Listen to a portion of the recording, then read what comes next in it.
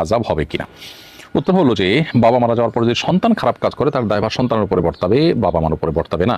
কোরআন কারিমে অন্তত 5 জায়গায় আল্লাহ তাআলা বলেছেন লা তাযিরু ওয়াজরাতুন উযরা উখরা, একজনের পাপের বোঝা আরেকজন বহন করবে না।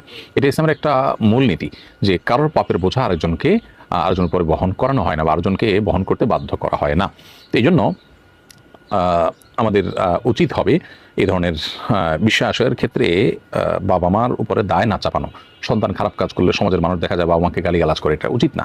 তবে একটা জিনিস এখানে আছে, সেটা হলো কোনো সন্তান খারাপ পথে আছে বা খারাপ পথে যাওয়ার আশঙ্কা আছে, এটা বাবা মা যদি জানেন আগে থেকে, তাহলে তাদের কর্তব্য হয় সন্তানকে ওসিয়ত করা যে বাবা আমার মৃত্যুর পর তোমরা এই ভুল পথে যাবে না বা এই খারাপ কাজ থেকে বেঁচে রাখবে। তারা ওসিয়ত করেছেন, তারা তাদেরকে জীবদ্দশায় অসৎ কাজের বাধা প্রদান করেছেন, সঠিক পথে থাকার জন্য উদ্যোগ নিয়েছেন, এরপরও সন্তান বিপথে চলে গেছে, এর দায় বাবা মার উপরে যাবে না।